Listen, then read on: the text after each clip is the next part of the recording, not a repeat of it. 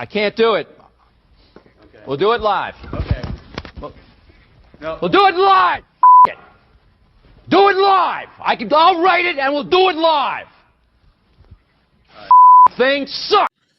Here we go. It's another edition of the Daily Puck Drop. It is Tuesday, December 30th. Welcome into one and all on this day before New Year's Eve. All right, coming up on the show today, you ready? We'll talk Seahawks and 49ers. We got John Canzano stopping by because it's a Tuesday. We'll talk Kyle Whittingham to Michigan. We'll talk the college football playoffs and what the hell is happening in college basketball. We'll get the very latest there with Canzano coming up in a few minutes to start the Daily Puck Drop. Danny Kelly is here on a Tuesday from The Ringer. We talk all things NFL and Seahawks. And because we will not be on the air Thursday, because it's New Year's Day, and we're watching football. Everybody should be watching football.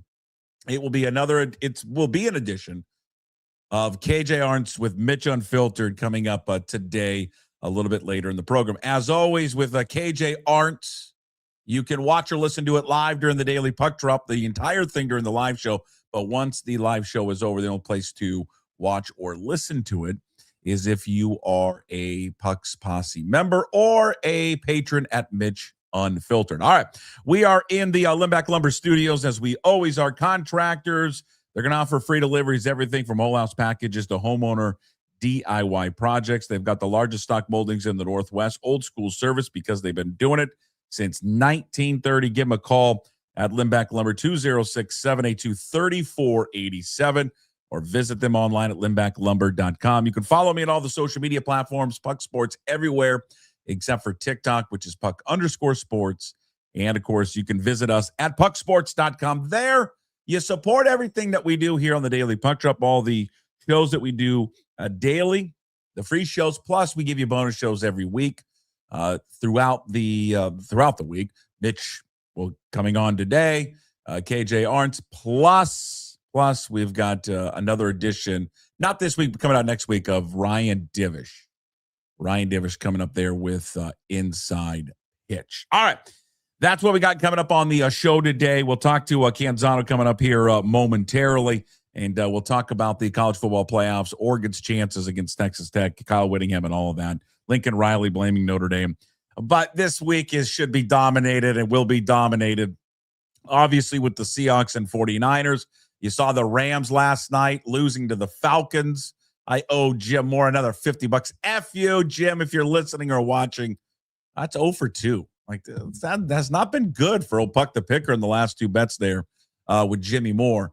But again, all the attention this week is on the Seahawks and Niners and whether or not that they are ready for this moment.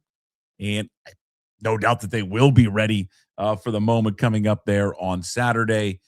You look at the two teams, you look them on paper, on film, you got to say to yourself, the Seahawks should have the advantage. I think the last check, they were favored in the game. Not sure if they are anymore. It had opened up Rams at 1.5, then it swung to the Seahawks at 1.5, and it remains there at 1.5. But you look at the strength of their team, obviously, offensively, they are a terrible defense.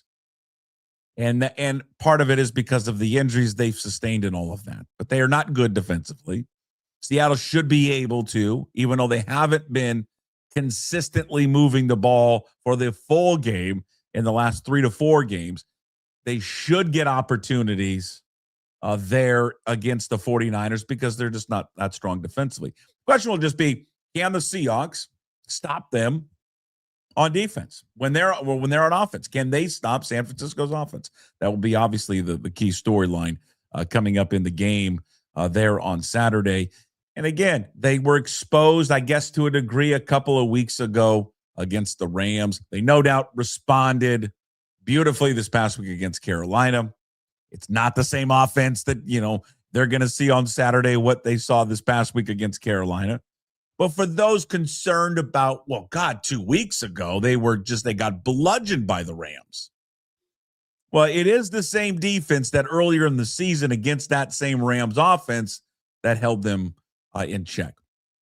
I got a good feeling about how they're going to perform and how they're going to do against them. And I don't think it's going to be a shootout. I don't think it's going to be a high-scoring affair that we saw the Rams have there and the Seahawks from a few weeks ago. I think he'll be more reminiscent of maybe the first meeting between the Rams and the Seahawks, but I don't know. But we'll find out. I mean, that's kind of the old issue of which way the game will go. Brock Purdy's playing at a just high level right now for sure. He's been unbelievable. They have, for the Seahawks part, every time they've had this opportunity to take on one of these offenses, they've done a damn good job, except minus the Rams game from a few weeks ago. But again, happens. That's just part of it. The Rams have a good offense. The Niners have a good offense. The Niners are going to make plays on Saturday against Seattle. I don't think Seattle's defense is going to sit there and hold them off the entire time. But, yeah, we shall see. All right, before we get to John Canzano, John Canzano joins us every single week to talk college football. We'll get back to the NFL. We'll get back to the Seahawks with Danny Kelly from The Ringer. But Canzano's weekly appearance brought to you by the one and only Flat Stick Pub. If it's fun you desire, it's fun you're going to get at Flat Stick Pub. It doesn't matter what the occasion is, whether it's date night, guys night, ladies night, or large group event, Flat Stick Pub's got you covered. They have 6 great locations across the Pacific Northwest, from Pioneer Square to Kirkland, South Lake Union, Spokane, Bellingham, and Redmond. All locations offer the best pub experience in Washington. 2 rules at Flat Stick Pub: drink local and have fun. Pretty simple. So if you like to have fun, love local beer, and great tasting food, make Flat Stick Pub your next spot. Visit them at flatstickpub.com. And here he is. It's John Canzano. He's with us, johncanzano.com. His weekly appearance brought to you by Flat Stick Pub. Cougar owned and operated, 6 great locations across the state of Washington: Kirkland, Pioneer Square, South Lake Union, Spokane, Bellingham, and Redmond. They got you covered for everything: date night, guys night, ladies night, large group events. Hello, John Canzano. How are you? Happy New Year. Am I the first person to say that to you, or have you been getting that all day? No, I did. I got it from some stranger yesterday. Okay. All right. He gave me a Happy New Year because I think I went Merry Christmas and I forgot it was past Christmas. They said, it's Happy New Year. So, yes, Happy New Year to you. I can't wait to get to your resolutions soon. Oh, yeah. Let's do it. All right, before we jump into the games, I want to cover the games that are coming up. Of course, we'll get one game that is going to be tomorrow, and then we've got the full slate of games coming up there on the 31st. So we'll pause on that one. But first, I want to go to since the last time we talked, the huge story there with Kyle Whittingham. How shocked are you that Whittingham ended up at Michigan? I mean, I guess in this era, nothing should surprise you, right? Except that Whittingham seemed to be the only guy that would be immune from, the modern era of college football. And, he had been at Utah for 3 decades, and that's where his dad was. And he had talked about, finishing his coaching career and then skiing in Park City and riding his Harley, which is a Utah-colored Harley Davidson, around Salt Lake City. There was a provision in his contract that gave him $3.4 million if he stuck around to be a fundraiser. All he would have to do is work 10 hours a week, Puck, 10 hours for $3.4 million a year. Also, his grandchildren and great-grandchildren were guaranteed free tuition at Utah. This was a legacy thing.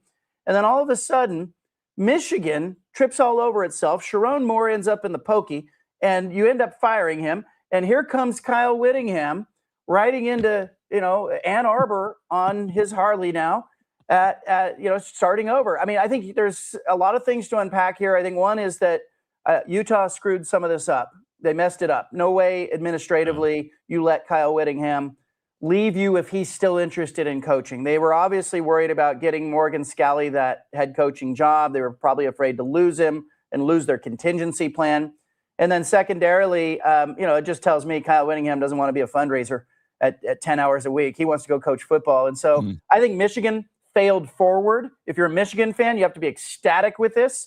You somehow came away with a better coach than the guy that you just fired, and you end up in a better situation. And for Whittingham, what a wonderful chance to see if a guy with culture who did it at Utah can now do it with resources in the Big Ten. This is going to be fun to watch. It's remarkable. It really is. The problems that football program Michigan has been in for the last decade, for them, as you use that great term, fall forward, it's just remarkable.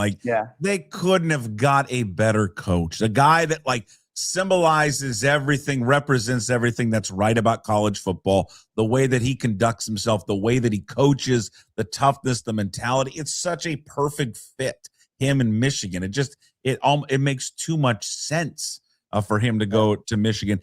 The thing, and Jim and I discussed this yesterday, the thing with Utah that I don't understand from their perspective. I mean, there were signs he wanted to step down and was going to step down last year, right? But then the season doesn't go great. So he says, I'm not going to go out on that that season. I'm going to come back one more year. Then they have a very good season, obviously.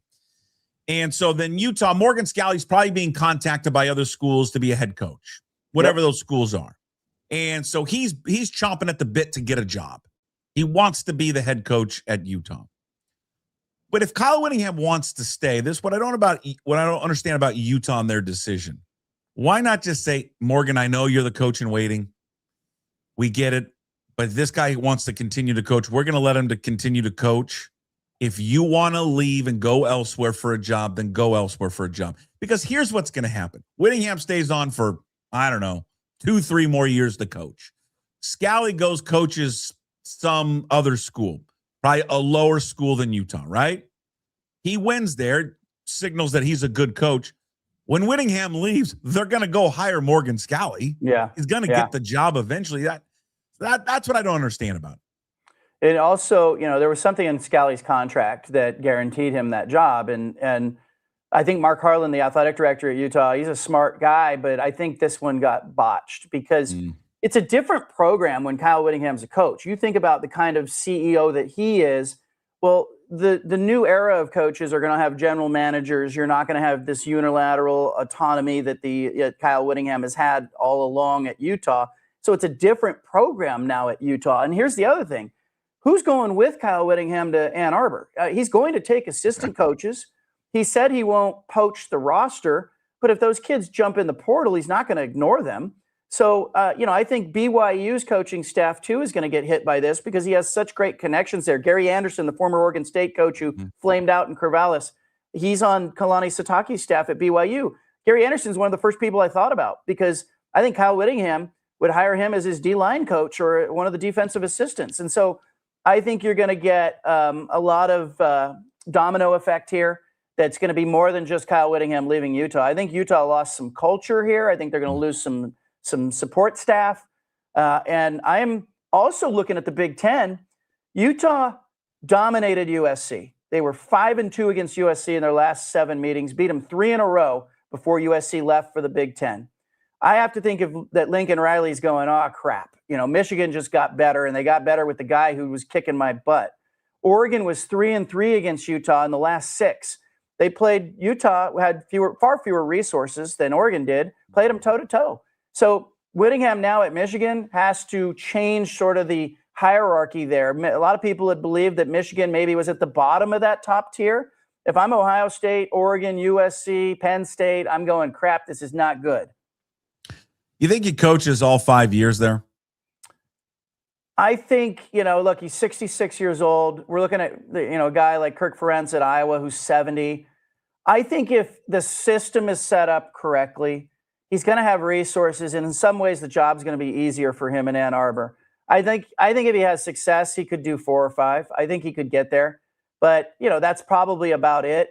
He looks like he just wants to go, hey, you know what? I've never been able to, drive a Ferrari. Let me go drive a Ferrari for a couple years. And so I think it could just be that for him. But man, talk about this, Puck.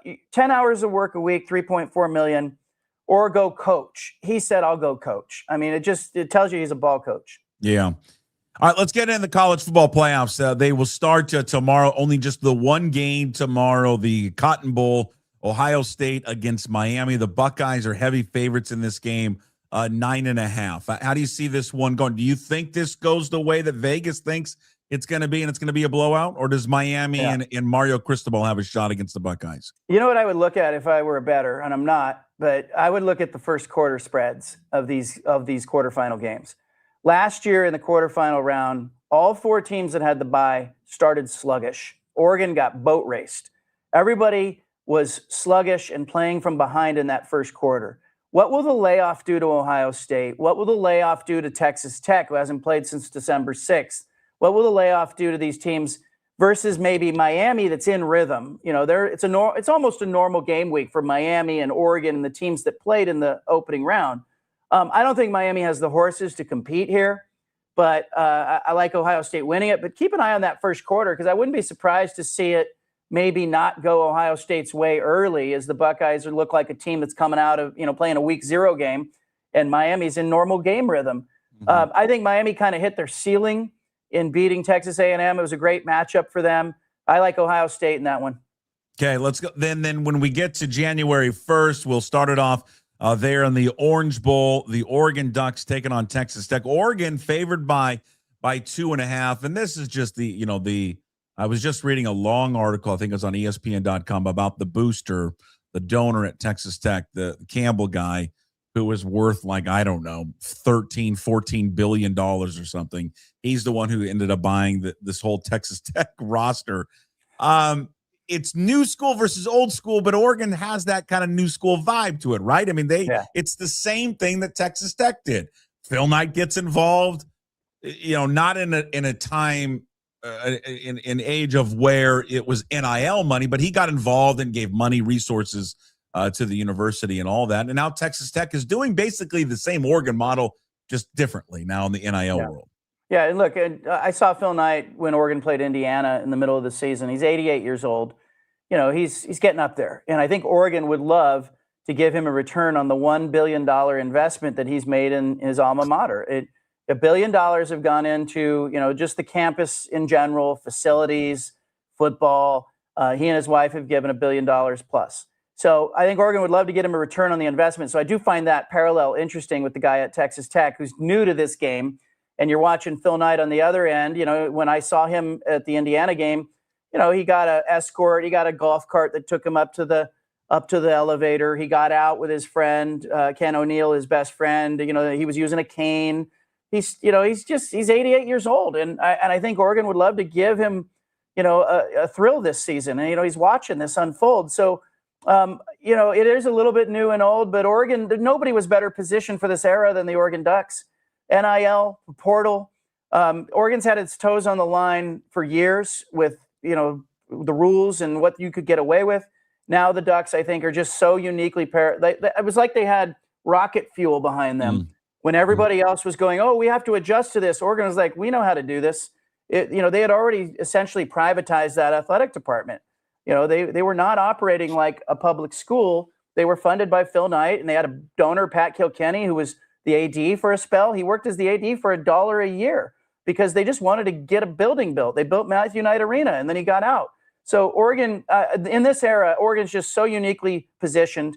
This matchup's interesting, though, in this quarterfinal round. Oregon's in rhythm. They talked about it all week. They're on a normal game week. Texas Tech hasn't played since December 6th. I don't love Texas Tech's offense. I think Oregon's defense can hold them in the low 20s. And I think this is a game Oregon can win. And I think given the layoff, I kind of expect the Ducks to have a great first quarter, great start. Will they have the swoon in the fourth quarter that they had against James Madison? We'll see. But I like Oregon. I don't love the kickoff time and the body clock for Oregon. Real early West Coast time kickoff, but I'll take the Ducks in like a 23-21, 24-21 game.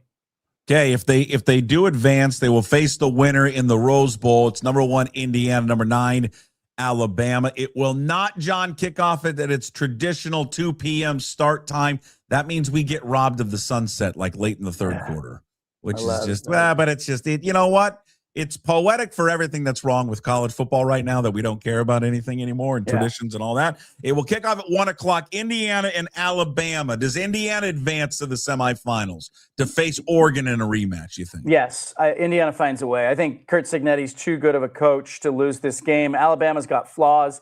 But again, I wouldn't be surprised if Alabama led this game in the first quarter, just because of Alabama being like, they played in the SEC championship game. They played in the opening round. Now they're playing in this game. Alabama, this is not new, and Indiana has been off since the Big Ten title game, and they won that game, in a really hard-fought game against Ohio State. So, look, I love Indiana in this game. I think Oregon-Indiana is the rematch on that side of the bracket, and I think that would be a fantastic semifinal. But Alabama kind of hit its ceiling for me in the last round. I think Indiana in the second half takes over this game. You think, I don't know if we discussed this last week. Do you think if had Alabama lost bad, right? And they get shut out. Remember, Oklahoma's up on them big. And it looks like they're going to blow them out. Have they blown them out? Do you think they move on from DeBoer? Ooh, that I wonder if DeBoer is the coach at Michigan. You know, like does he get out? Greg Byrne, the athletic director at Alabama, he's a West Coast guy. His dad, Bill, worked at Oregon as the athletic director. Greg was at Arizona prior to going to Alabama. I talked to him prior to him hiring Kalen DeBoer. He was locked into Kalen DeBoer for a while. He was watching what he did at Washington. So I have a hard time thinking that Byrne would come in and go, hey, I made a mistake just because you lost in the playoff. It's kind of like, look back to last season. Ohio State could have done that with Ryan Day, right? Bad loss, to your rival late in the season, 2-loss season. You barely back into the playoff. They could have given up on Ryan Day if it was a 14 playoff. I wonder if Ohio State would have fired him. I think there's a lot of ADs looking around going, all right, that's a lot of money to pay these guys if you're going to move on from them. You need that money to revenue share. But I just think ultimately Greg Byrne would have had a hard time acknowledging, I made a mistake with Kalen DeBoer. And I do think DeBoer is a really good coach. I think Washington fans would back me on that. Yeah. But I think they're in over their heads in this game. They don't have the talent. They don't have the complete team. They don't have the quarterback. I think Indiana wins, but again, I would look at that first half spread. I wouldn't be surprised to see Alabama leading this game like 10-3 at the end of the first quarter. Got Indiana winning this whole thing would just be a remarkable story from a team that had the most losses in Division I football history. It really have been an afterthought when it comes to college football. It's always been a basketball school. And then they went and just, they said, F it. We're gonna buy a team, not to the degree that Texas Tech did, because a lot of these kids came over from James Madison there with Signetti, and he had a culture and he built it. It's not like it's a bunch of 5-star guys and transfer portal dudes. A lot of guys from his last stop. But think about this, Buck, too. There's a parallel here with Signetti and Kyle Whittingham. I mean, Signetti comes to Indiana. He's in his 60s. I mean, he's like the third oldest coach in college football. I think he's 61. So you look at Signetti, you look at Whittingham. Signetti, moves over, and he's done it with resources. I mean, culture is culture, right? Mm-hmm. You've got a culture keeping philosophy in your program. I don't think it goes away when you change your zip code. Yeah. All right. Before I get to Ole Miss and Georgia, which will be nuts in the Sugar Bowl and New Orleans and all that, let me circle back to Oregon. Yeah. The fact, how many assistants are departing Dan Lanning's staff, and how much of, I know about Lapoy and Stein, they're gone, taking head coaching jobs. I think there's other assistants that are going to leave and go with them. How much is that a distraction moving forward? How can you do two jobs at once? Yeah, I mentioned this on my podcast last night. I posted a podcast just kind of talking about this. Will Stein did his weekly media appearance earlier this week. And the thing I noticed, it wasn't something he said. It was the circles around his eyes. He looked tired. He looked tired to me. And I'd not seen him like that. And, you think about it. He's flying back and forth. He's going to Lexington, Kentucky. He's in Eugene. He's, the portal's opening here the day after the game that they play. It opens January 2nd. You've got, he and Tosh Lapoy have to absolutely be expending some of their bandwidth. They can say all they want that they're focused on this game and this opponent, but some of your bandwidth has to be on what you're doing next. And I do wonder about that. Then there are other assistants. I think there's at least 2 other assistants that have now said, hey, they're going with Tosh Lapoy's taking one to Cal.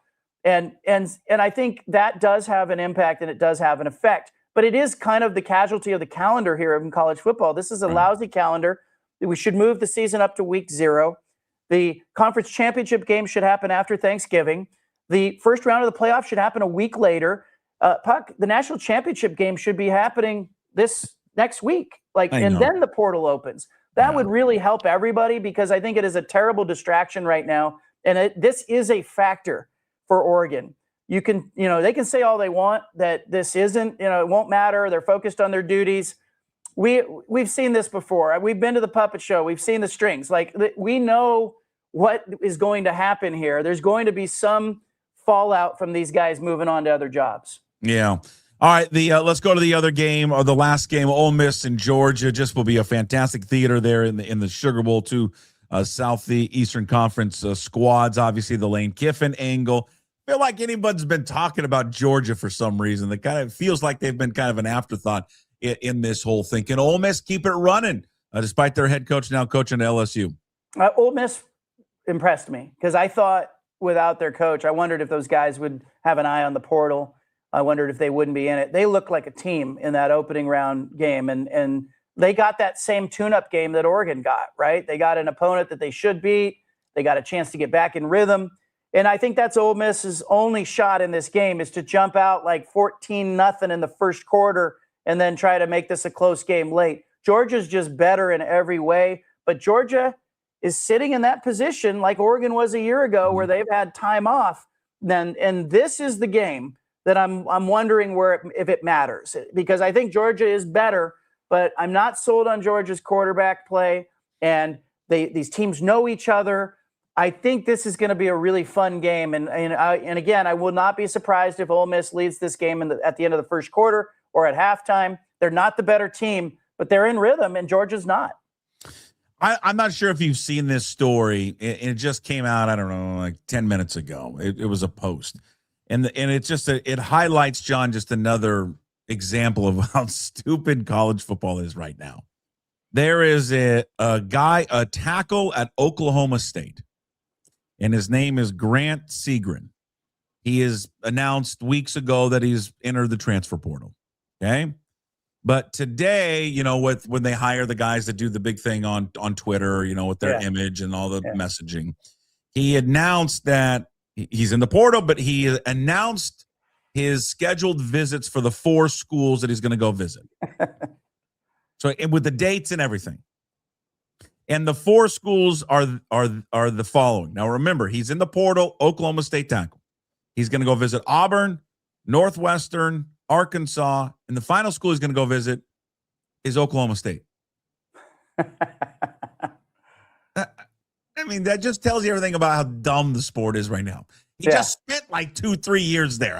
He needs to take another official visit back to the school he just was at. But isn't that interesting? Okay, so here's what's going on. Dumb. Here's what's going on there. All right, so a number of players who get in the portal find that there's a rude awakening once they get into the portal, that maybe the market for their services isn't what they thought. So what's happening here with this kid is that I have no other reason than to believe that he's making sure that Oklahoma State gets last right of refusal. And basically he's saying, look, I want to have a place to come back to if maybe the offers I think that are out there don't materialize. If I'm Oklahoma State, you might think about saying no. Once you get in the portal, you're in the portal, but they're not in that position. It's not the world that we work in. The players have all the leverage. This is unrestricted free agency with no, year-to-year contracts every year. But, there are a number of players who are going to get into the portal right now who don't know that their careers are over, Puck, because they're going to get in the portal and there's not enough places for them to go. You got kids coming out of high school. You got kids coming out of community college that are going to eat up some of these spots. Some of the players that get in the portal are not going to have a landing spot. This guy will because of his talent. And, Northwestern's got a new offensive coordinator in Chip Kelly. Looks like Chip Kelly's going there. So he's going to go meet Chip Kelly and see all these new things. But he wants to know that he has a place to come back to if that doesn't work out. And I've talked to some coaches who say, no, you get in the portal, you lost your scholarship. You can't come back. I find this an interesting move by the players, but they've got all the leverage. Oh, my favorite thing is and every school is doing this now, including my school, the re-signing. Yeah, I do enjoy and I'll be honest with you, I kind of actually like it just because so what's going on. Yeah. And I mean, it's weird, and I never thought we would see this in college sports. Yeah. But I do like, all right, at least we know he's coming back. Like the Cougars just announced Maxwell Woods, the running back who starred in their bowl game, is coming back. This is a great get for Kirby Moore to have an established running back coming back. All right.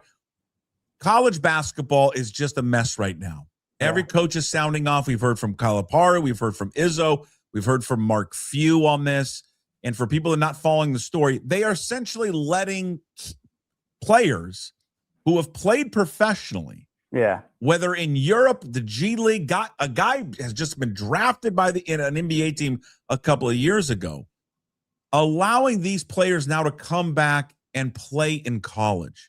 And the NCAA is allowing this to happen. Now, many are speculating they're allowing this because they're just kind of putting their hands up, waiting for Congress to get involved. Do you buy into that that's kind of the end game here by the NCAA? Well, the NCAA has been sued into oblivion. They're winless. They are not good in the courtroom, and so I think what they're saying is we don't want to fight any of this, and we can't. We're not equipped to do this, and it just tells you, like 20 years ago, 15 years ago, they should have moved to revenue sharing. They should have been sharing with the athletes. They could have set up a system. And by the way, the NCAA really is the member institutions. Everyone likes to think of it as this nameless, faceless building in Indianapolis, and I've run by that building, and it looks like a Supreme Court courthouse, but it really is Washington State and Oregon and Washington and Oregon State and all the member institutions. That's who the NCAA is. They've blown this, and the basketball arena is the place where I think it is going to be the most absurd, because basketball has always pushed it, right? One and dones.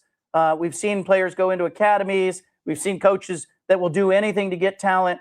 Damian Lillard tweeted out, I think a few weeks ago, he says, "Hey, I got a year of eligibility left. Does this mean I can come back and play at Weber State?" Like, why not? Like, who would stop him from doing it? Nobody. I wondered that too with Klay Thompson. Like, Klay has another year of eligibility. Come on back. Can he come back? I mean, this seems to me open the door.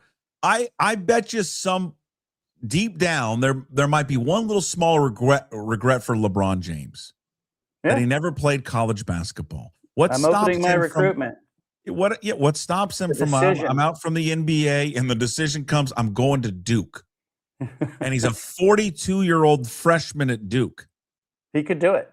Under their rules, he would be eligible. Right. Because he has not exhausted his eligibility. So, I mean, he could go. Like, does he have any more kids in college? Has he still got eligibility?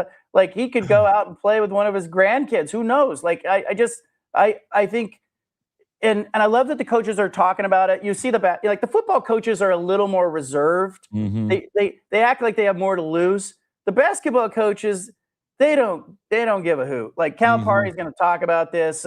I wish Jerry Tarkanian were around. He would be spouting off how, about this.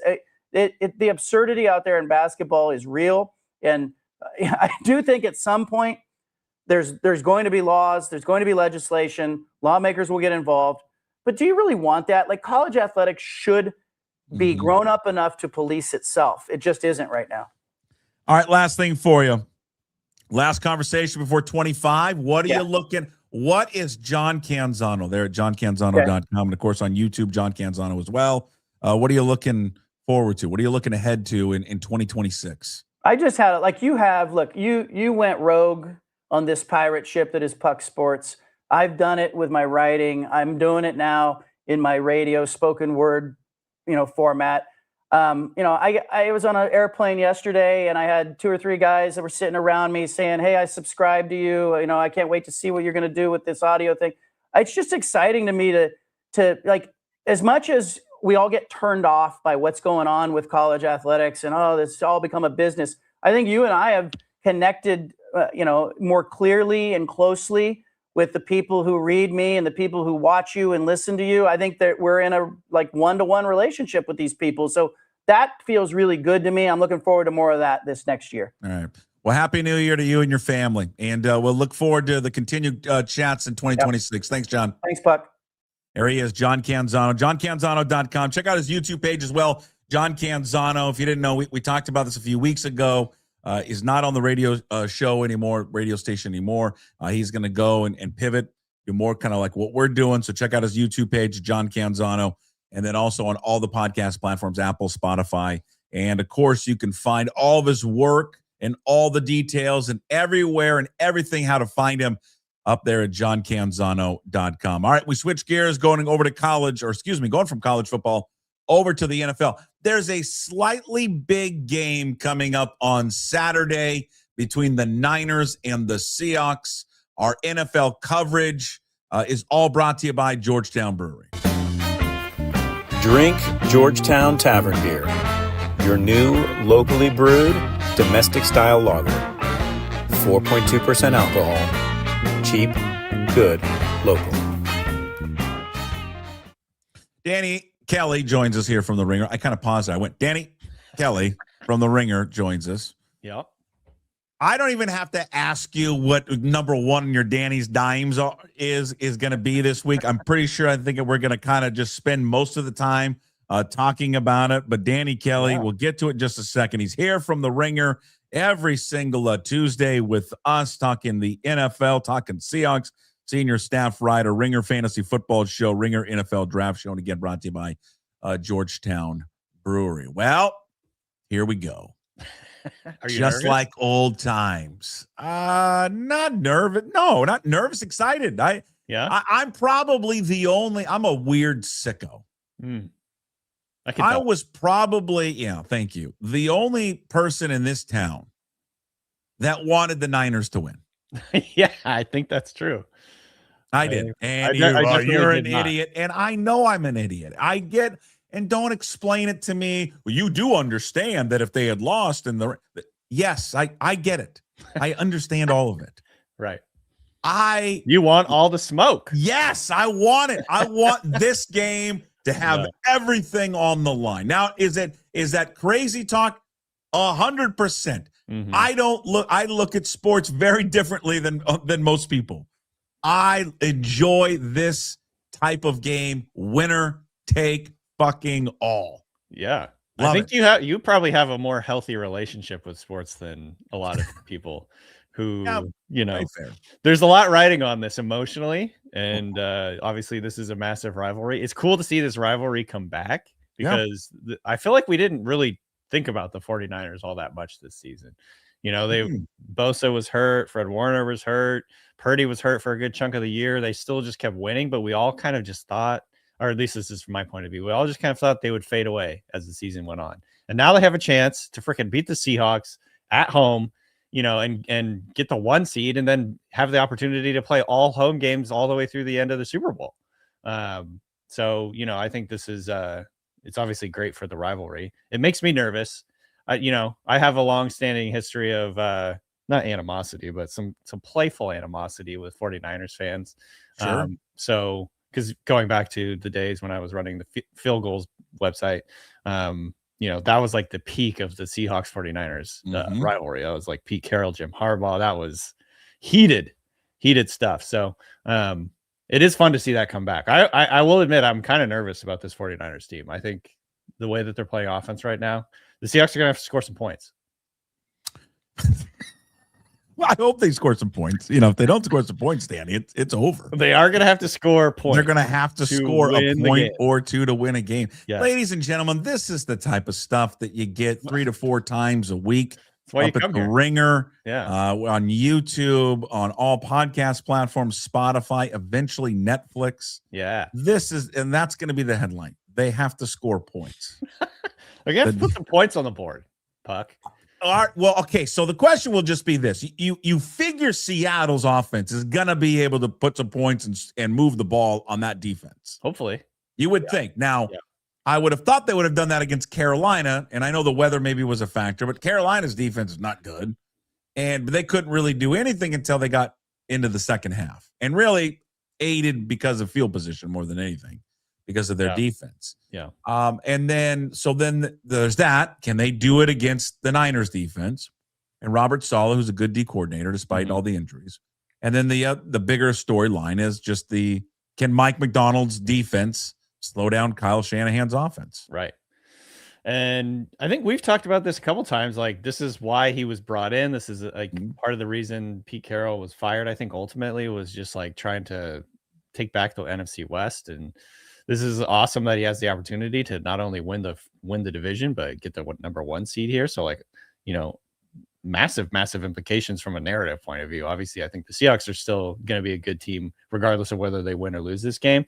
But stopping Shanahan's offense, man, like watching the game against the Bears. I know the Bears defense is not very good, but watching the 49ers play the Bears, it just felt so hopeless in terms of like, there's no way they're going to stop this team. There's no way they're going to stop this offense. Like every time Brock Purdy dropped back, he's just like sitting back there, chilling in the pocket, picking apart, hitting the dig across the middle of the field, right after the catch. Like it felt like every single play was going to be a big play for the 49ers.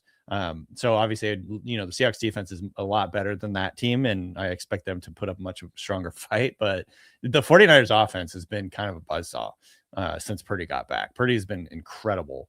And so, and he's kind of like under the radar. I'm trying to avoid using all the cliches where he's sneaky fast and, all that stuff, but he's like truly one of the more, to me, effective scramblers in the NFL.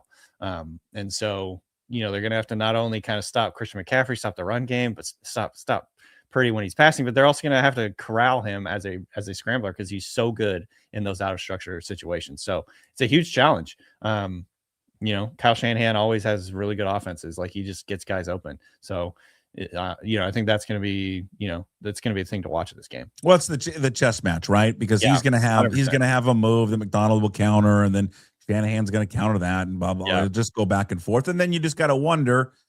Yeah, I don't think it's a question of which defense is going to show up. I don't think that the Seahawks defense was going to hold the Rams to 2 games in which they did virtually nothing. But they proved it in that first matchup against the Rams that they could stifle them. Yep. And hell, they proved it in the first matchup against the 49ers that they could stifle them for the most part, where they held them to 17 points. Yep. I would hope if they can hold them. If I told you right now they're gonna hold the Niners again to 17 points, I would hope that the Seahawks would win. Yeah, I would really, really hope. Now, the Niners left some points out there, and there were some moments in that first meeting that they were moving the ball on them. I mean, total yards, I think, was pretty significant, a gap between those two teams. But again, they held them to 17, and that's all you can ask for. 17 points, you should win a game. Now it's on that offense, minus Warner, minus Bosa, to put up more than 17. Score more points than the other team, and you should probably win. Ultimately, that's what it comes down to. Wow. Can you score more points than your opponent?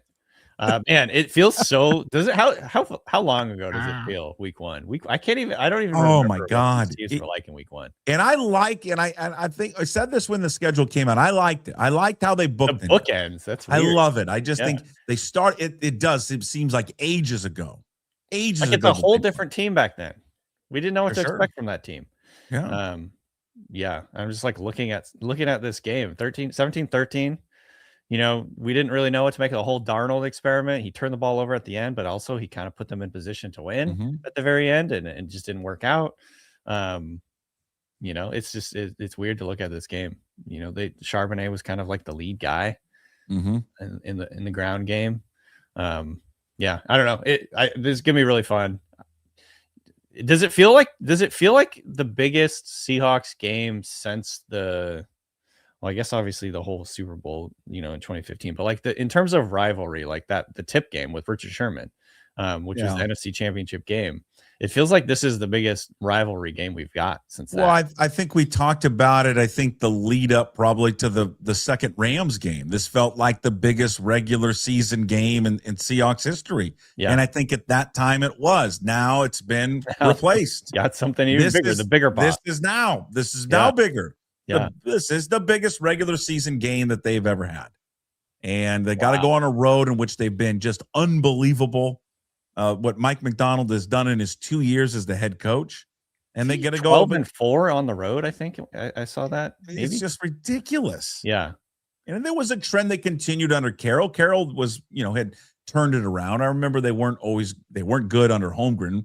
And then or maybe it was the 10 a.m. games that they couldn't win on the road in the 10 a.m. slots for a long time. And Carroll kind of changed it. Mike Macdonald's really good there. Yeah. Macdonald's taken it to another level.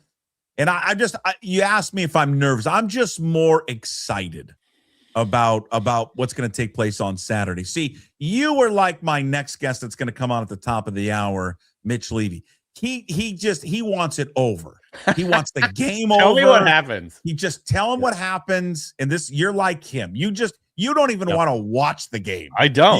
You just want to be told whether or not they win or lose, and you'll move on with the rest of your day. 100%. Like this is I have like a I guess a tweet that I always retweet after every Seahawks game. It's like familiar feeling following a Seahawks win. Misery. These games are hard to watch. It's just like you have too much invested almost. It's like I get it. I totally understand the ups and downs, the emotions of of any game, but especially this team. And I think I'm watching that game last week in the first half, and I'm just like, it's awful. Yeah. Like, it was an awful football game. I was like, where is this headed? I don't so like bad. And then they have this ability to come out in the second half and kind of put their foot down. I think we all can agree they have got to reverse this trend of the last 3 to 4 games where they're doing nothing in the first half. Right. Slow starts. I think, I mean, especially against the Panthers, I think the strategy was always like our defense. We trust our defense against Bryce Young, and we don't. It's like going back to the Pete Carroll thing. I mean, it's a lot of defensive coaches kind of have this attitude. It's we don't have to like come out of the gate hot. We're just gonna like play our stuff, take care of the football, which of course Darnold never can fucking do. And and then trust our defense to kind of get the job done. I mean, if you look at Bryce Young's numbers from last week, this was like an all-time bad quarterback game. One of the worst games you've ever seen. 14 out of 24. He had 24 pass attempts and got 54 yards. They had one play over 10 yards. I mean, and I feel guilty, Danny, because I think I spent too much time, at least. Well, I mean, it's only Monday, so one day.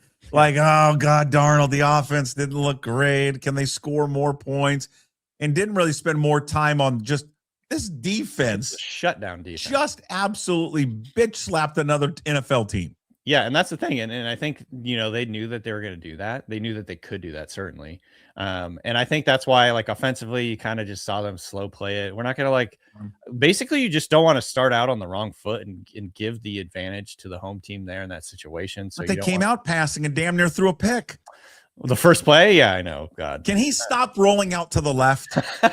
I'm not Danny, I'm not a quarterback coach. All right. Look at me. I'm not a whisperer.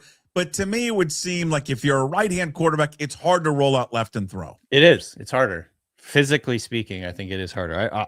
Here's my thing. I've seen this a couple times this year, and this is just a small suggestion. I just wish that Darnold would check it down because on those plays, typically, and not always, but typically, it's like a levels concept. So you have one, usually it's like a running back kind of in the flats. You've got another guy running like a mid-range, and then another guy deeper. Darnold, bless his heart, he just wants he wants the big one. Yeah. He wants to go deep. Just check it down, man. Get 2 or 3 yards, live to see the next play. We don't need to see you throw it into freaking coverage every single time. I'd love him to do that, especially to Walker. Yeah. That's what I'm saying. It's like maybe Walker turns it into an 8-yard gain because he's good after the catch. And I feel like if I made a cut up of some of his turnovers this year, I bet you 80% of them, there was like a wide open guy underneath. He just wanted to get it deeper. And I'm like, you know what? We need to cut down on these turnovers, especially against a team like the 49ers. I understand the need for explosive plays. I understand. And I think usually I'm like pro aggressive, but with the amount of turnovers that Darnold has this year, he literally leads the NFL. He's like running away with it. He has 20 turnovers, which is 2 more than Geno, who is like, they're running him out of town in Las Vegas. He's not coming back to Las Vegas. He has 2 more turnovers than Geno. And and everyone's talked about the same stat this week, right? He's like number 1. He's behind Lawrence in the amount of passes that have been batted down at the line of scrimmage, right? That also just drives me nuts. Yeah. Which I don't understand because what is he, 6'4"? Yeah. Oh, he's big. And the number 1's being Lawrence, and Lawrence is like 6'6". I don't get that why do they lead the league in passes being batted down at the line of scrimmage? But here's the other one. I want somebody to come up with this stat. What's the percentage of how many passes when he throws it bounce off a player, or hit someone's helmet, like contested like in front of him? Yeah, like hits off the chest plate, like that one that Puckett hit off his chest and like bounces in the air and nearly gets picked. Here's the deal. This is like, if I follow what you're saying, like, are you saying like once the ball arrives, it like comes in too hard and it like ricochets? I think so. Like literally, they just might have too good of arms, like Lawrence and Darnold. Okay, because it's like Darnold. I think again, we've kind of complained about him all year. I think he's done a really good job. Like this is the highest scoring Seahawks team ever. I know. So obviously, like it's all relative. We understand that this is still a really good team. They've won 13 games. Like I want to praise Darnold for a lot of things he's done this year, and I think one of the things is he can make freaking any throw. He has elite. Yes. He has elite arm talent. And in the big scheme of things, like if you look around the NFL, the teams with the best quarterbacks, typically, man, they have flamethrower arms. Like they're big guys who can throw really hard. And, that's what you want. So like I appreciate that about Darnold. I just wish his decision making was just a little cleaner, because obviously like the turnovers are a big problem. It could be sort of the fatal flaw. You can kind of live with the turnovers because the defense is so good, though. Yeah, thinking that, hey, yeah, he may turn it over, but the percentages or the chances of the defense not allowing that to turn into points are fairly high. Right. But yet then he can come back around and make a pass that you're like, oh my God. I look back at the Rams game from 2 weeks ago. He made that throw to Cooper Kupp. Oh God. Was insane. One of the best throws of the year. Like I'm watching any quarterback. Highlights right now of the Panthers game just on my TV, and they just showed where he rolled right. It was late in the game.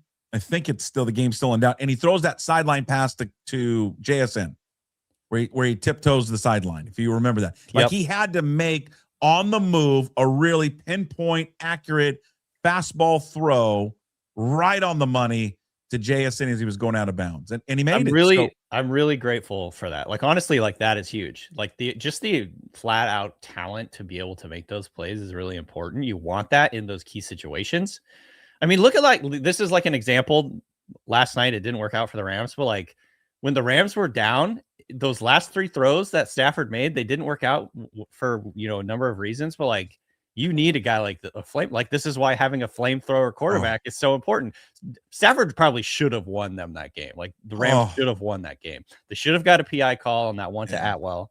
Puka, I think you could argue he maybe catch. I think spiritually it should have been a catch. I didn't think they should have showed the other replay. No, it's the other replay. The other replay, that's a catch. The first angle is like, this is a no-brainer. That's a catch 100%. Like greatest catch I've ever seen. Yeah, like literally one of the best catches ever. And then the other angle was like, oh, I guess it did move a little, but I think spiritually it was a catch.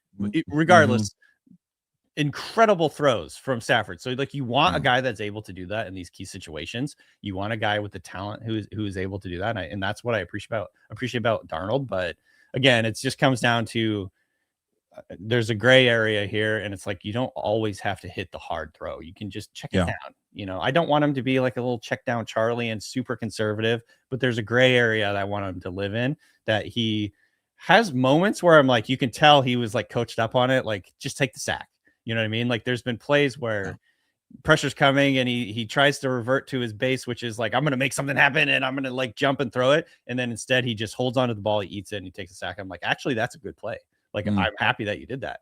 I just want to see that a little bit more because, the turnovers are driving me insane. I think what's going to happen on Saturday, though, is that he's going to have a couple throws where you're going to be like, oh my God. One, it either results in a turnover, or you're like, oh my God, that should have been a turnover. Yeah. Then he's going to have another handful of throws where you're like, damn. You know what it kind of reminds me of? This is like a weird comp, I guess, but it reminds me of the experience of watching Sean Kemp.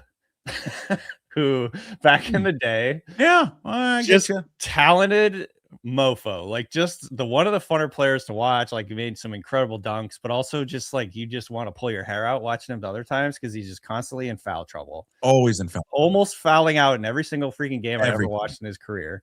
And that's I think kind of like the similar feeling I have watching Darnold, because I'm like, man, this guy is. Guy's got 4 fouls in the fourth quarter. Guy's going for a dunk, and he challenges them to knocks him into the front row. Yeah, I don't know. You got 4 fouls. Maybe just let him dunk the ball. So I agree with you.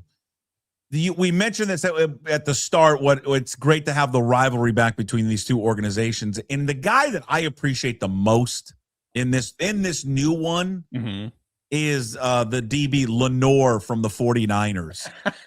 This guy, I'm all for this guy. Shit talker. This guy is hilarious. If you missed it, he was inside the Niners locker room yesterday, I believe, and he wants to smoke. He wants all of JSN. I get to, shadow JSN. I'm ready for this. Like, I hope he's ready. Anything you'd rather have? Anybody you'd rather have? Man-to-man coverage, me and him. That's what I want. Me and him. He wants man-to-man coverage, Danny Kelly, with Jackson, Smith, and Jigba. That's what he wants. You got to have that attitude. From your a lot of these guys in the pros, man, they either believe in God or think they are God. That's kind of like that's Amina Kimes-ism. It's like that's good. You got to have one or the other. You either got to have like that blind faith or just think you're the best thing that's ever happened to the sport of football. That's just kind of like how it is. That's how you get to the top, I think. Mm-hmm. But yeah, that's great. I want to say I'm trying to remember. He was talking a lot of trash the first time around too. I think he has done it constantly. It was not only this year, but I think it's last year. I think it's ever since he's been with the team. He's always has some type of soundbite. And yeah. I think it's fun. This is kind of shit talking is a part of sports. So who cares? I'm wondering have you heard anything about Kittle yet? Is Kittle going to play in the game? Haven't heard. I bet he'll get up for it and play. Oh, I think George Kittle's going to strap it up and be ready to shoot go. Up the old ankle with some Toradol or whatever they use and just go out. Now I know why they chose this one for Saturday, not Sunday. But come on, I was going to ask you that. Like, what? Come on, I'm insulted. Well, East Coast, I get it, but East Coast bias, man. I don't like that. I just don't like that it's a day. Jim was getting mad at me yesterday about who this. Wants to watch the frickin' Steelers Ravens? I don't. But I need the NFL this year. I would have liked an extra day so it can make sure that old Rashid Shaheed's ready to go. Yeah, but on the other hand, maybe this will help with Kittle. Who knows? Yeah, but even if Kittle came back, you know what? I'd sacrifice that. If the extra day meant Kittle's coming back. Yeah, we're not like forcing third down throws to Derek Young. Well, that's what I'm saying. Like, if the question is this, right? Yes, you get one extra day, but Shaheed gets to come back, but you have to also accept Kittle. I'm willing to do that. But if you say you play the day less, it prevents from Kittle from playing. You have to accept that, but you don't get Shaheed. I think I'd take the extra day. I want Shaheed on. He's been playing great. Yeah, I think I'm with you. He's a spark plug. They need him. All right. Yeah. Prediction. What do you think? I know you're not going to watch it because, like my next guest, you're too nervous to watch or even root. You guys are fucking miserable watching the game. So, what do you think's going to happen? I think the Seahawks will win. Right. Who's favored? What's the line? Seahawks by 1.5. Yeah, I think it's going to be like the Seahawks by 1. I think it's going to come down to the last play. I'm going to have an adrenaline headache at the end of it. I'm going to be like, another familiar feelings following a Seahawks win. Misery. Not going to enjoy a single second of the game, Danny Kelly. Well, to hear him talk about it, and you can also watch him as well, go check out the Ringer Fantasy Football Show, Ringer NFL Draft Show, all things Ringer. Tell everyone where you're at, where they can find you throughout the week. You can find us. We're now down to 3 shows a week because the fantasy season is over, unfortunately, or fortunately, depending on how you look at it. But 3 days a week. You can check us out on Spotify. You can watch on video on Spotify, and you can also watch video on YouTube and anywhere you get your podcasts, you can listen. So check us out. And pretty soon, coming up here, not long, probably like a couple of weeks, we'll be on Netflix. You can actually go on Netflix right now and hit remind. You can find us, and it'll set a reminder. Unbelievable! Look at that. Go find us. Well, it was great having you on. I guess we won't have you on any sooner because obviously you're on Netflix now. So thank you, Danny. Appreciate it. Happy New Year's to you and the family. All right, you too, man. There he is, Danny Kelly from The Ringer, a senior staff writer. Check out all their shows, as he just mentioned, YouTube, Spotify, Apple, and, of course, he just mentioned his show, along with all of the Ringer content, will soon be up there on Netflix. We talk all things NFL with Danny every single week, brought to you by Georgetown Brewery, makers of Manny's Pale Ale, Bodhisattva, Rogers Pilsner, and their new Tavern Beer. Tasting Room Beer Garden open daily from 10 a.m. to 8 p.m. Well, from one Debbie Downer to another.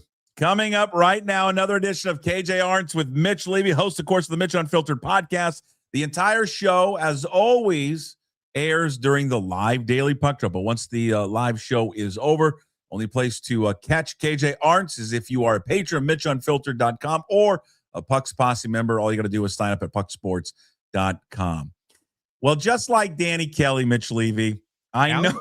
I just know how miserable you are right now and how you just want Saturday night to come and go. No, I'm not miserable at all. I don't know what you're talking about. Oh, you're so. What are you talking about? Are you excited for the game? No. Or would you like for the game just to be over and someone to come tell you, hey, this is the result. If you want to watch it, you can go back and watch it later. I've decided that 7-10 isn't so bad.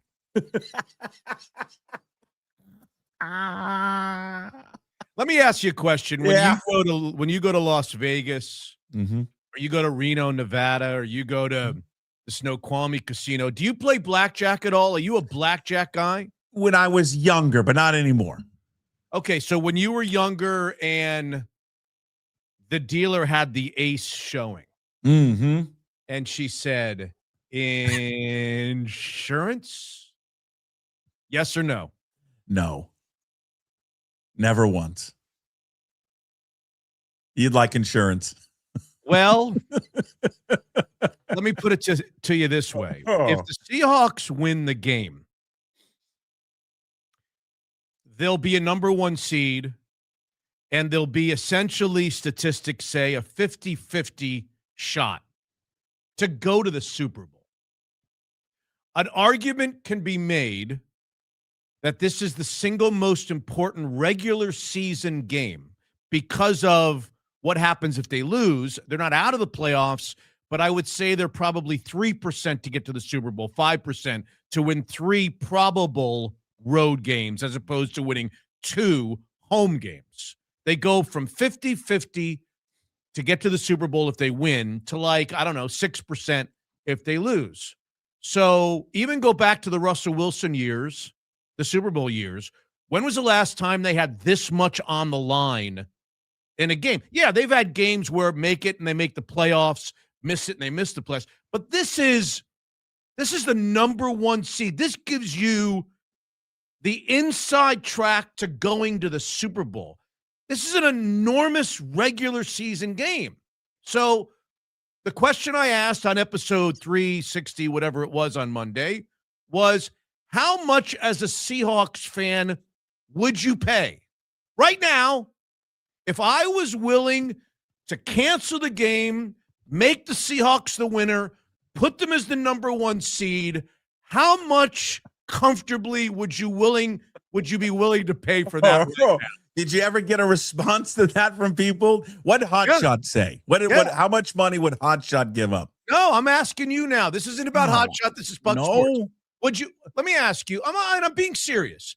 If you could pay right now, if Jason Puckett could pay right now $250 for a guaranteed win, would you? I'd pay $1,000. You'd pay $1,000. Yeah, I'd pay $1,000 to guarantee the win. To guarantee the win.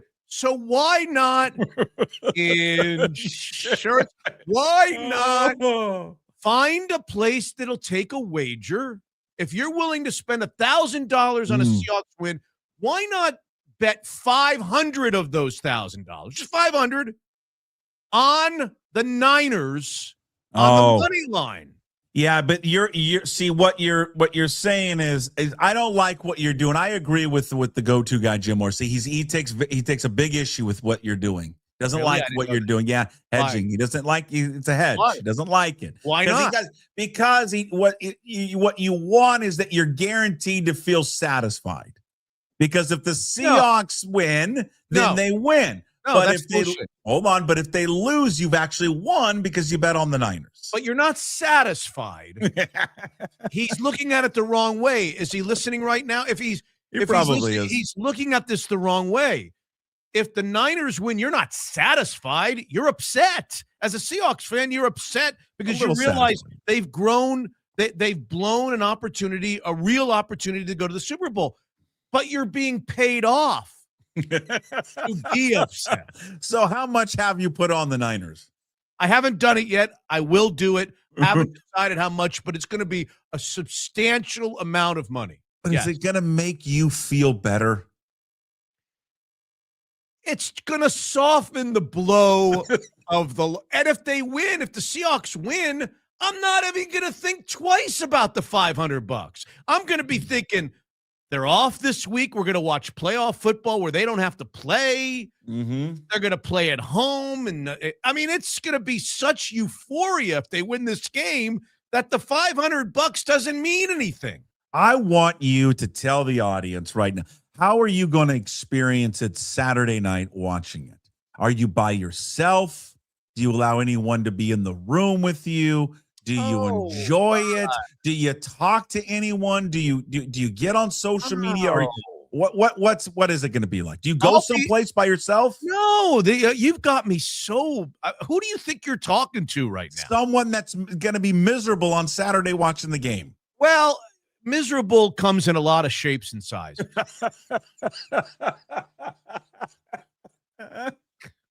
Oh, I will watch the game with whomever, my son, whatever sons I've got near me. I will watch the game with my wife if she's interested. We've got family from out of town. If they're interested, we'll watch the game. And I'm not going to hide. I'm not going to need to be in solitary confinement. But will I watch the game just knowing they're going to lose? Because never does a team that I root for win a game of this magnitude. Never. Like never win a game of this magnitude. Will I be a hardy har? See, they can't. Yes, I'll be a hardy har the entire game. Did they not win the Super Bowl when you were a fan? Did they not beat the Broncos like 43-8? I was there. Yes, they did. It was cold that day, though. It was very cold that day. They won that game. But for every one game, let me just ask you as a Washington State Cougar. Sure. For every one game where your team, whatever team it is, whatever sport it is, for every one game that your team that you root for wins one of these, how many do your teams lose? Jesus, man, you're asking me as a Cougar fan. I have too many to count of how many games have been miserable that I've watched. We're like players. You're the same coaches. You remember the losses more. You remember the wins. The reason is because you don't win very many of these.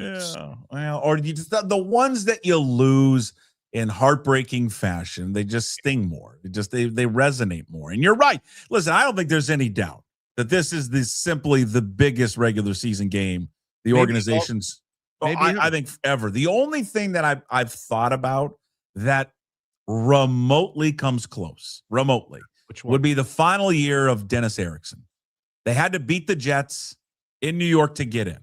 I think it was the Jets. Vinny Testaverde and the play that brought on replay when he was They gave him a touchdown. It didn't count. It shouldn't have counted.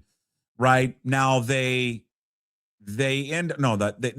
knocked him out. So they were out. I was thinking the next year with Holmgren. Right? Didn't Holmgren have to get a field goal by some other team to get in the playoffs? But can't remember. But that year of Erickson, they had to win the game, and so that's the only one I've been able to think about. But that was just to get in the playoffs. Yeah, and just to get in the playoffs. I mean, you're going to lose the next week. This is This is everything. This is not to get in the playoffs. This is to have maybe the best chance of any NFC team. No, not maybe. The best chance of any NFC team to go to the Super Bowl. There is more on the line in this game, arguably, than any Seahawks regular season game in history. Now it's not all bad. Let's say they lose the game. They're set. Now Mr. Playoffs would tell me they would face the South, right? They're going to face the winner of the South if they lose. That's right. So I don't know. You feel confident about going on the road against Tampa or Carolina. But you got to win 3 of them. I know. Be tough. And you watch the 49ers, which makes it even worse. And you sit there and you say, okay, the Seahawks should be able to win this game. Yeah. The 49ers, name their best wide receiver right now. Well, Pearsall, but Is he their best? Jennings? I don't know. It just seems like a real eminently winnable game. Let's put it that way. Yeah. That you feel that they're going to do something to kick themselves in the ass. I just wish I had a monitor or a camera in wherever you're watching the game. It's not that interesting. Saturday. I don't know. I knew it is because do Does the family tell you to calm down? No, I don't. I'm not. What the only thing? I'm not excitable. I'm not throwing things. I'm not really. I'm not emotional. I think people don't like watching the game with me because I'm just so damn negative. I just make negative comments the entire game. That's what I mean. Do they walk out of the room? Do you not like when people are talking and they're not talking about the game? No, I don't. No, I don't care about any of that stuff. All right. Okay. But you're not going to have fun watching it Saturday. Is that safe to say? I mean, who needs a game like this? See, now I'm probably the only fan in this town that was rooting for the Niners to beat the Bears. Oh my because God. because I know I want to see this. Oh my God. I know it's crazy. It's terrible. It's an awful opinion. But if you knew on Sunday night that the Falcons were going to beat the Rams on Monday night, you would not have. If you tell me that you would still be rooting for the 49ers, then you're either out of your mind. Yes, I am. Or you're not being honest. It's a sadistic way to look at sports. No, it's not. It's not. I know it's dumb. I understand it. You're no fan. I love this winner take all. No, I love it. No, love it. You want it clinched as early as possible. I'm going to enjoy this so much on Saturday to watch this. Yes. Okay. Cannot wait. And who are you going to watch it with, and how insufferable are you going to be? Well, by myself. I lock the basement. I don't let anybody come down. Is that true? Not true. But I'll get very emotional. I get up and down. Very much a roller coaster. I'm glad the game is not on CBS. Why? I have decided, and I think I decided this a long time ago, but I have more ammunition now, that I just frankly can't stand when the game is on CBS. Okay, what makes it? Is it the production, the announcers, Everything. all of it? You start with the pre-game show.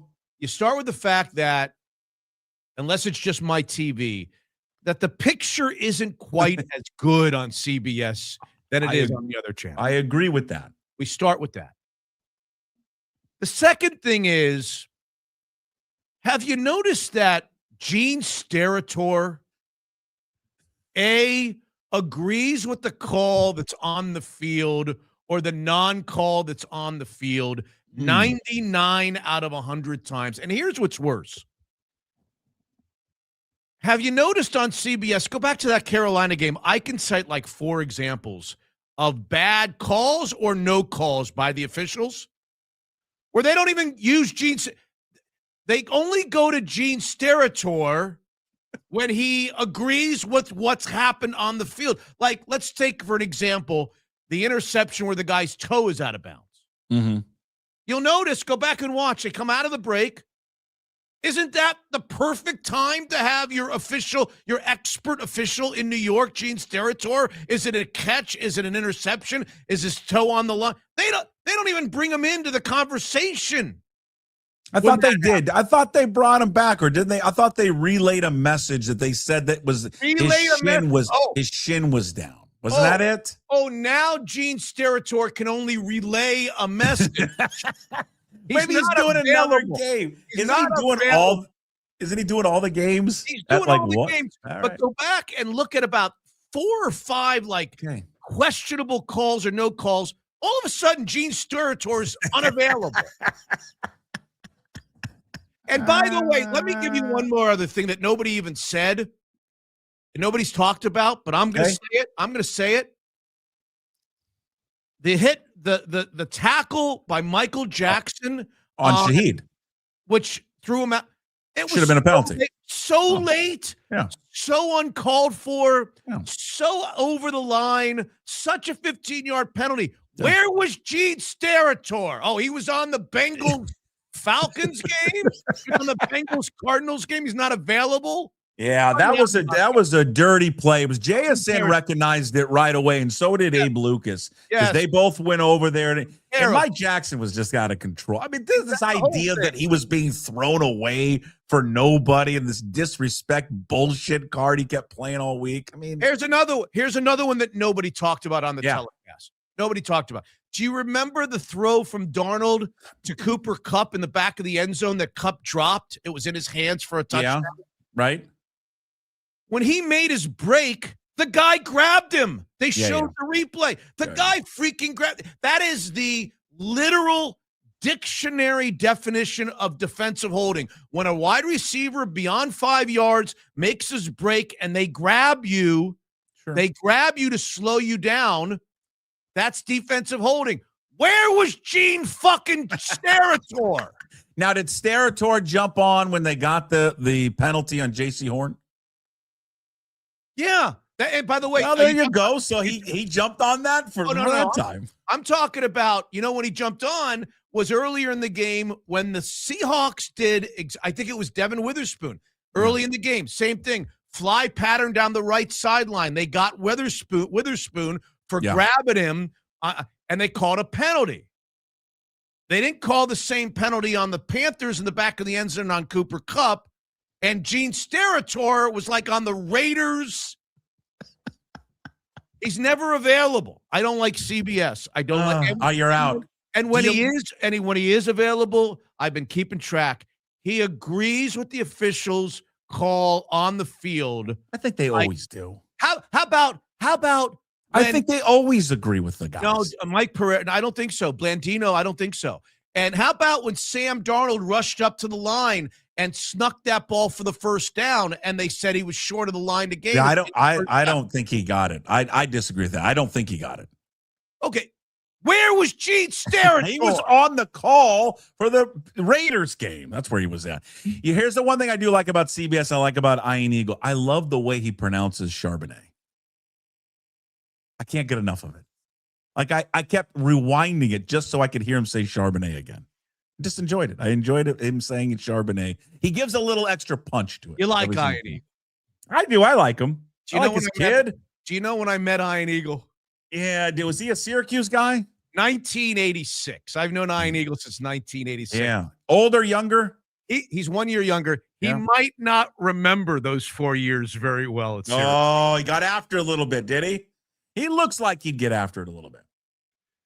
I love Ian. Yeah, I like him. He's good. How about your boy Neuheisel? I just saw that this morning. Dallas Renegades. Let's go. Yeah. Is Jerry coming? Is he just getting the job for Jerry? I have no idea. See, here's the thing about me. I often have these conflicts, these internal conflicts, when to reach out to somebody and when not to. I mean, after the guy wanted every college job that was open and got the stiff arm from everybody, including your alma mater. Yeah.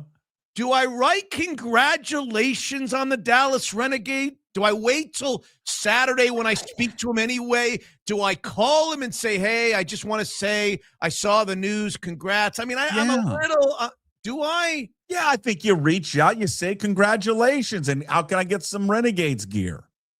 I don't know. Come on. Do I? What is that what league is that? I can't keep track. The UFL. And that's in the spring?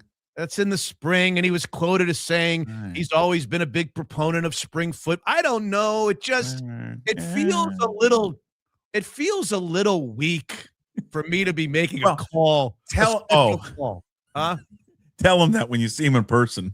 I waited. I didn't want to call you to congratulate you. That's this weekend.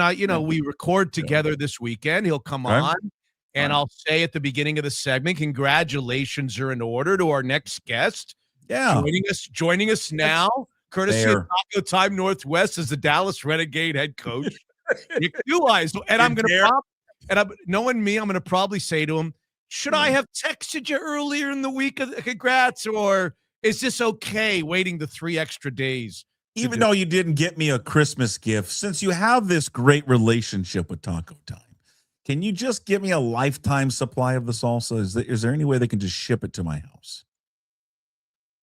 You can go walk into any one of their establishments. I would like it for free. Just shipped to me. Just shipped to the house. Do they ship the salsa? Please. They have it. They have the sauce. They sell the sauce. I know they sell it now. Here, hold on a second. It's genius. Absolutely genius. Oh, it's so good. It's so good. The hot That's sauce. what you're talking about right Oh, there? yeah. It's just one of the best. One of the best. All right. Happy New Year to one and all. You big celebrations, or do you go out? You paint the town New Year's Eve? No. No, you don't. No, Surprises me. No. I'm scared to go out New Year's Eve. Okay. But we have family in town, and I'm just kind of it's my wife's family, so you just kind of say, hey, what's the plan? Yeah. What do you want to do? Today? Yeah. You sneak off to the golf course for a little while, just say you're going to run some errands. The big thing when you have family in town that's not yours and it's your wife's, the real trick question is, hey, we're going to do ... today.